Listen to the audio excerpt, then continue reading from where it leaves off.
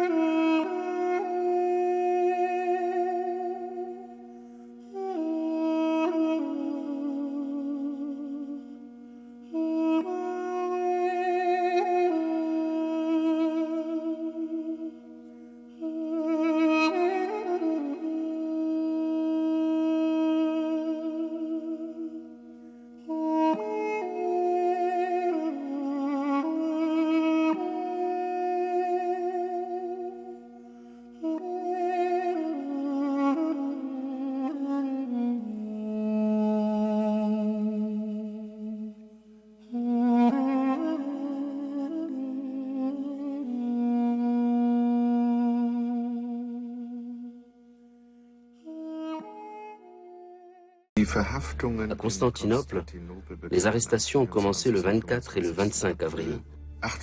Pendant ces 2 jours, 850 personnes de confession orthodoxe, protestantes ou catholiques ont été déportées. Une dizaine d'évêques, 40 médecins, 10 avocats, mais également beaucoup de gens issus de la bourgeoisie et du prolétariat.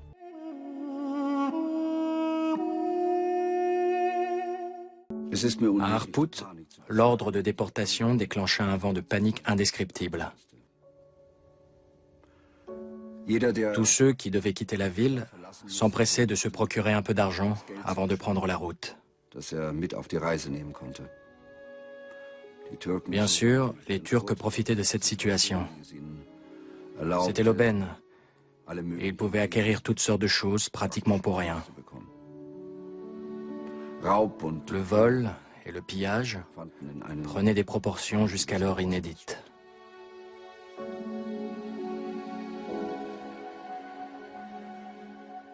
Des Turcs, hommes et femmes, entraient dans les demeures des Arméniens et s'emparaient de tout. Ces scènes faisaient penser à des vautours affamés qui se jettent sur les cadavres de ceux qui ont péri en cours de route.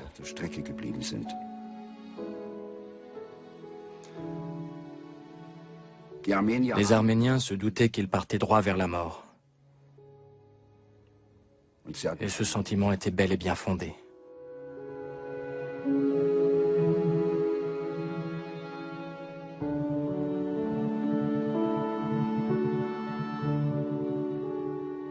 Les meubles, la literie et tous les objets précieux étaient transportés dans de grands bâtiments en ville. Ils n'essayaient même pas de trier leurs affaires. Et l'idée de consigner ces biens sous forme de ballots pour les confier à la garde du gouvernement, qui les rendrait à leurs propriétaires à leur retour, était tout simplement ridicule. Leurs biens étaient empilés les uns sur les autres, sans la moindre tentative d'établir des listes. En réalité, les Turcs ne songeaient pas le moins du monde à installer les Arméniens dans une autre région. Ils savaient que la grande majorité d'entre eux n'atteindraient jamais leur destination. Le véritable mobile de la déportation était le pillage et la destruction.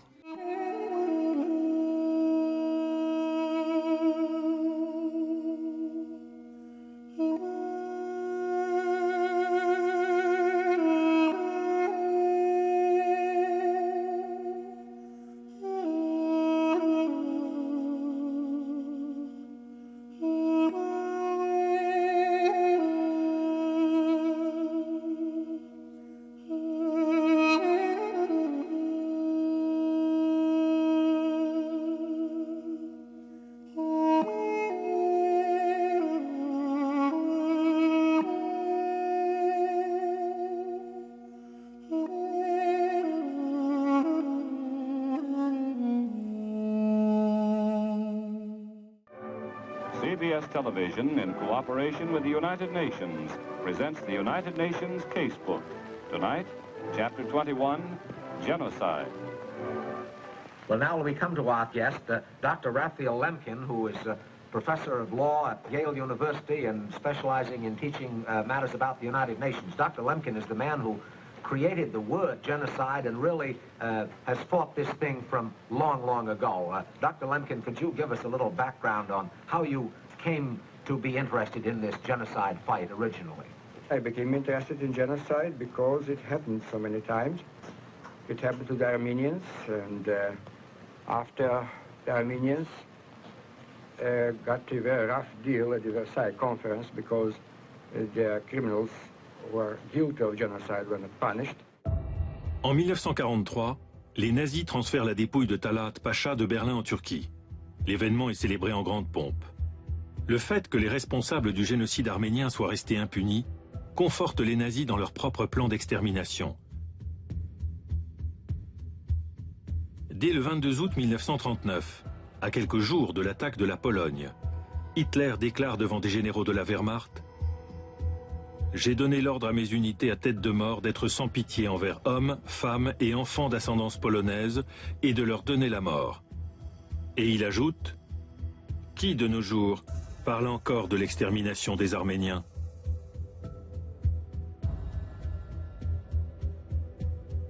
Le cynisme d'Hitler met en évidence qu'il est effectivement possible d'organiser un crime à une échelle inouïe sans devoir en répondre devant la communauté internationale. And however, no action was taken, but Hitler took action, and that precipitated conscience of the world to do something about it. And then I said to myself, now being a lawyer, I'm going to do something. I thought that crime should be punished by court, by international law. Raphaël Lemkin élabore la Convention de l'ONU contre le génocide qui sera adoptée par la plupart des États membres en 1948 et 2 ans plus tard, également par la Turquie. Lemkin n'est pas le seul à considérer que les méthodes employées par les Turcs, à savoir les expropriations, les sélections, les déportations, les marches de la mort et les camps d'extermination, représentent un modèle de référence pour la Shoah et d'autres génocides à venir. I would urge, and I think that's the spirit, the unanimous view of the Assembly, that this convention be signed by all states, ratified by all parliaments at the earliest date, in order that basic human rights be given the protection of international law for the sake of progress, social and international peace. Les souffrances du peuple arménien, les hommes, les femmes et les enfants qu'on a noyés dans l'Euphrate ou massacrés à Deir Zor, ont conduit à l'adoption de la Convention de l'ONU contre le génocide.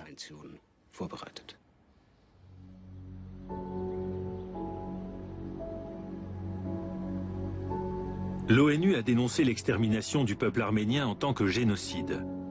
Mais bien que les coupables aient été condamnés à la peine de mort par contumace par des tribunaux turcs après la Première Guerre mondiale, leur mémoire est encore honorée dans la Turquie d'aujourd'hui. Dans le centre d'Istanbul, 2 monuments aux morts imposants sont dédiés à Enver et Talat Pacha, comme si leur crime n'avait jamais été commis.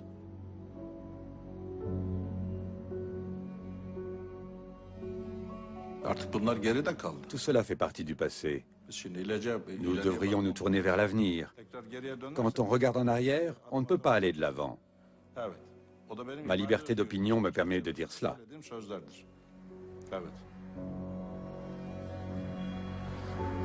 À Istanbul, à Ankara et partout en Turquie, des rues portent les noms des criminels. Boulevard Talat Pacha, place Talat, rue Enver Pacha.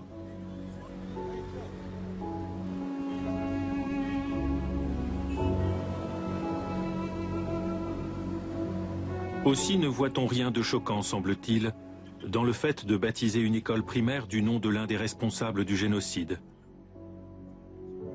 Et donc, c'est comme si les nazis continuaient d'avoir droit de citer aujourd'hui en Allemagne à ce que serait l'attitude d'un jeune juif si aujourd'hui à Berlin il y avait une rue Adolf Eichmann.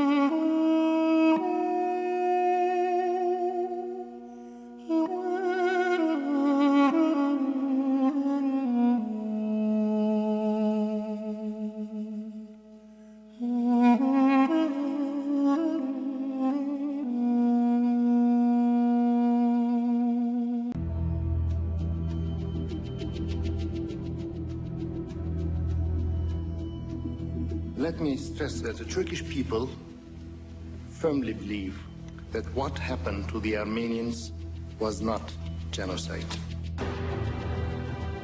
For 9 decades, they've denied this ever happened. It's such an anachronism, it's shocking. We have no reluctance to recognize genocide in Darfur. We have no reluctance to talk about the Cambodian genocide or the Rwandan genocide or the Holocaust. Why is it only this genocide? It is incredible that Orphan Pamuk now faces 3 years in prison for what? For daring to even say that this should be discussed in Turkey today. C'est le négationniste. C'est lui qui brouille les pistes. C'est lui qui brouille les cartes.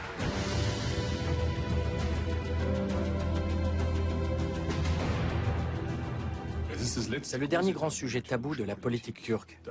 Manifestement, les politiciens au pouvoir ont peur que la population apprenne ce qui s'est passé.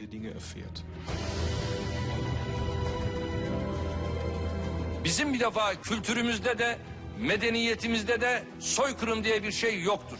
Bunu kabul etmemiz de mümkün değildir. Les Arméniens ont affaire à un négationnisme qui n'est plus un négationnisme sectaire, mais qui est un négationnisme d'État. Ils ont face à eux et contre eux un grand État puissant, doté de tous les moyens de chantage que l'on peut imaginer. Et c'est vrai que ces dernières heures, quand je réfléchissais à tout cela et à ces minutes que je passerai avec vous, je me demandais ce qu'il serait advenu des survivants de la Shoah, ce qu'il serait advenu des Juifs de ma génération, nés au lendemain de la Shoah, s'ils avaient eu en face d'eux une Allemagne structurellement négationniste, une Allemagne niant le crime. C'est la situation des Arméniens et c'est ce qui rend cette situation particulièrement tragique. Et puis, ce qui fait que la vérité ne se suffit pas, ce qui fait que la vérité, dans sa nudité et sa force, n'est pas toute puissante face aux salopards, c'est que dans cette histoire, face à cette forme-là de folie, face au discours de ceux qui viennent non pas exprimer une opinion, mais comme je le disais tout à l'heure, nier que la réalité ait existé, face à ceux qui viennent dire que vos grands-parents ou arrière-grands-parents ne sont pas vraiment morts, ou pas vraiment morts comme ça, ou que vous prétendez qu'ils sont morts ainsi en vertu d'obscurs intérêts dont vous seriez les trafiquants, vous les Arméniens et nous les Juifs, face à ça, face à cette passion-là, face à cette méchanceté infinie, face à cette haine brute, presque sans mots, la vérité, en effet, est impuissante. Il s'agit d'autre chose que d'un mensonge. Il s'agit d'autre chose que d'un duel entre le vrai et le faux. Il s'agit d'une haine dont nous connaissons bien le nom, une haine antisémite dans certains cas, dans un cas raciste dans l'autre, une haine qui ne peut être arrêtée que par la loi. Disons la chose autrement encore, les génocides, ces deux-là, le génocide des Juifs, le génocide des Arméniens, la tentative d'extermination sans reste de ces deux peuples, il a parmi tous les crimes que l'humanité a inventé encore une particularité, ce crime-là. Une des choses qui caractérise le génocide et qui le distingue, c'est ceci, c'est qu'il intègre dans son dispositif même, dans le moment même où il opère son geste criminel, il intègre déjà sa propre négation. L'acte négationniste est contemporain de l'acte criminel. On le sait pour les hitlériens. On sait comment Himmler, en juin 1942, crée un commando spécial, le commando 1005, pour aller déterrer les cadavres, les brûler et en disperser les cendres. On sait comment les nazis inventaient des euphémismes. Ils parlaient de transfert, d'évacuation, de déplacement de population, pour ne jamais dire extermination. Même chose dans le cas des Arméniens, un geste criminel qui a ceci de particulier qu'il se nie en même temps qu'il s'opère. Inversement, nier le génocide, le nier 20 ans, 30 ans, 50 ans ou 90 ans après, c'est pour cette raison même une façon cynique, sordide, horrible de continuer le crime, de le reproduire et de le parachever. Pour que le crime soit parfait, les Juifs le savent bien et les Arméniens le savent avant eux. Pour que le crime soit parfait, il faut qu'il soit sans trace. Et pour qu'il soit sans trace, il faut que l'on annihile jusqu'à la mémoire des survivants et des descendants. En Turquie, les polémiques sur le passé ne cessent néanmoins de se multiplier. Le tabou commence à vaciller. Le gouvernement réagit en disant que les événements devraient d'abord être étudiés par des historiens, comme s'il était encore nécessaire de vérifier des faits avérés depuis longtemps. Et quand en 2008 le président Gül rend sa première visite officielle au petit pays voisin qu'est l'Arménie, il ne parle que d'ouverture des frontières et de relations diplomatiques. Pour lui, le génocide n'est pas au programme des entretiens. Mais pour l'heure, le gouvernement turc demeure rigoureusement fidèle à sa thèse. Et la majeure partie de la communauté internationale considère le pays du Bosphore comme bien trop important pour qu'on le presse de reconnaître le génocide. Visiblement, les chefs d'État se gardent bien de risquer une rupture avec un partenaire de l'OTAN d'une telle puissance économique et militaire, représentant de surcroît le trait d'union entre le Proche et le Moyen-Orient. Mais s'il s'agit d'un allié politique, membre d'une alliance aussi importante que l'OTAN, qui est une alliance de valeurs, alors nous n'avons pas le droit de taire la vérité. Il faudrait agir davantage et parler plus franchement. Le simple fait de ne pas exprimer ses intimes convictions ouvertement relève déjà d'un manque de franchise. Soyons honnêtes, en Europe occidentale, tout le monde sait qu'il s'agissait d'un génocide. En 2007, après de nombreuses tentatives avortées, le Congrès américain appelle une nouvelle fois à reconnaître le génocide dans une résolution. La Turquie réagit immédiatement en menaçant de rompre les relations militaires et diplomatiques et rappelle son ambassadeur à Washington. Why all of a sudden there is so much attention to this resolution that is not even binding? The genocide happened. Why not acknowledge it and move on? But I feel pressured. I feel like I have a Turkish sword over my head somehow if I vote the wrong way here.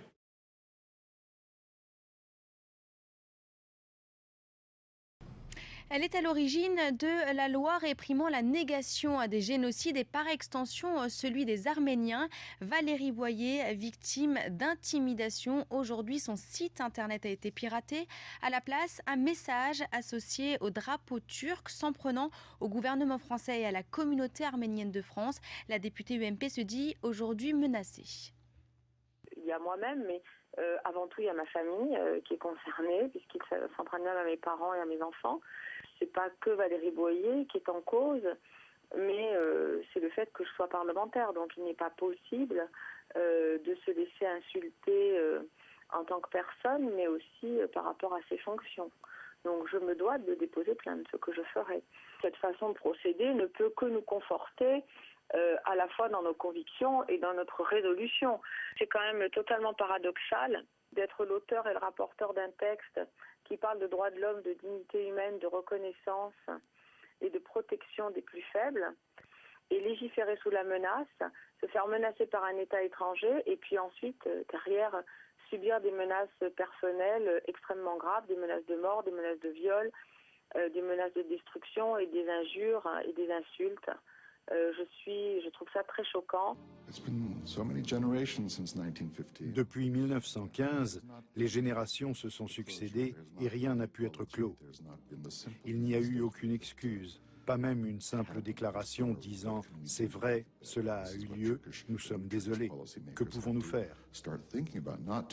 Voilà ce à quoi les nouveaux dirigeants turcs doivent réfléchir, au lieu de dépenser des millions à organiser le lobbying contre les résolutions sur le génocide votées à Berlin, à Washington ou ailleurs. Ils doivent demander à leurs électeurs arméniens, à l'Arménie elle-même et à la diaspora arménienne issue du génocide, que pouvons-nous faire pour réparer le mal? Il ne s'agit pas d'ouverture ou de fermeture de la frontière, ceci n'a rien à voir. Que pouvons-nous faire comme travail de mémoire et en termes d'héritage culturel à restituer et à restaurer?